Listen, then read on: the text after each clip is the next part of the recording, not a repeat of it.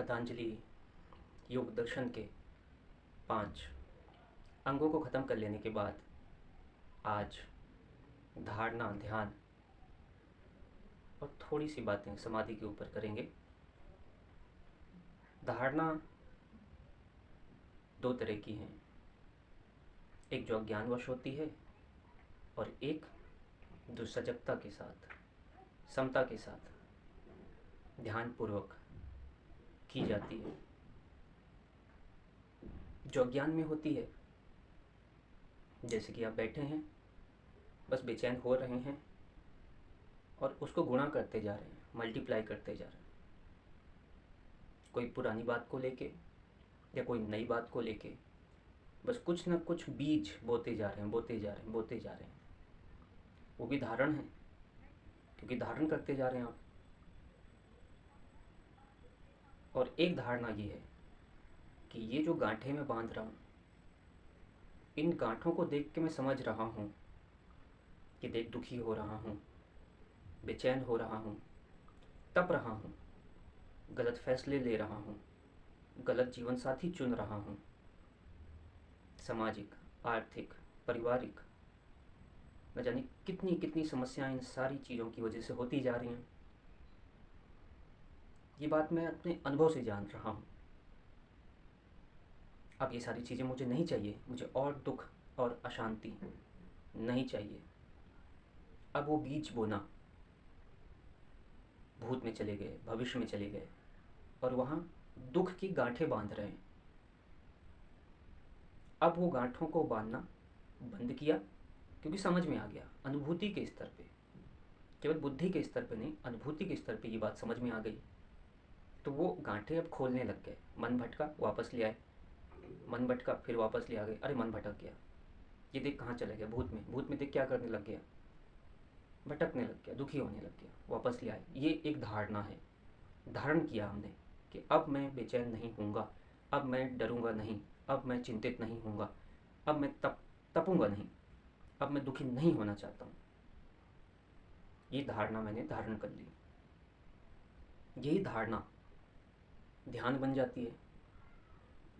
कैसे? मन भटका, वापस ले आए, फिर भटक गया, फिर वापस ले आए। तो कितने समय तक मन टिका रहता है अभी और भागता नहीं है, और भाग भी जाता है तो कितनी जल्दी वापस आ जाता है।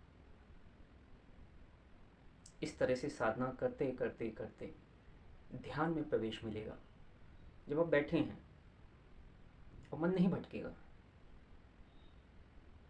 बस अभी में आप खुश हैं, शांत हैं, मुक्त हैं, नहीं भटका, न भूत में गया न भविष्य में गया, न भूत में जाके राग जगाया, न भविष्य में जाके राग जगाया, द्वेष जगाया। यही ध्यान पकते पकते पकते एक समय आता है कि शरीर और मन पूरी तरह से समाप्त से होने लगते हैं। ऐसा लगता है जैसे विसर्जित हो गए हैं।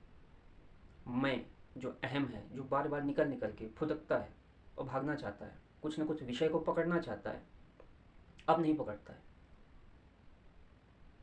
अब बस समर्पित है, क्योंकि पहले अभ्यास उसने किया है, यम का पालन किया है, नियम का पालन किया है, आसन किया है, प्राणायाम किया है, प्रत्याहार किया है, धारणा ध्यान का अभ्यास किया है। तो समाधि इन सभी चीज़ों का परिणाम है। समाधि से प्रज्ञा जागती है और प्रज्ञा से इंसान के जो निर्णय होते हैं, जो उसका व्यवहारिक पक्ष होता है, उठना बैठना, खाना पीना, बोल चाल, सब शुद्ध होने लगता है, साफ होने लगता है। तो धारणा मतलब अब नहीं भटकूंगा, अब नहीं भटकने देना चाहता, बहुत सह लिया, बहुत पीड़ा सह ली। और ध्यान का मतलब है बस मन टिकने लग गया, अभी में उपस्थित होने लग गया, फिर भटक गया, फिर बहुत जल्दी वापस आ गया और काफ़ी देर तक टिकने लग गया, फिर भटक गया, फिर वापस आ गया।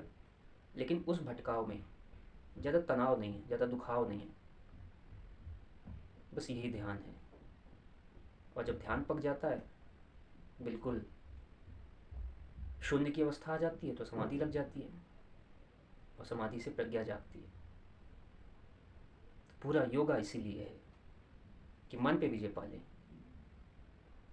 तो शरीर तो बेचारा यंत्र है,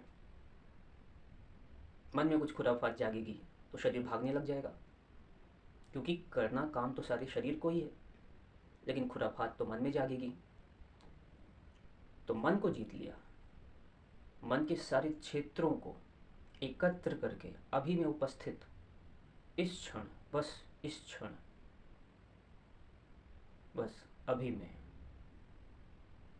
यही मुक्ति है, यही शांति।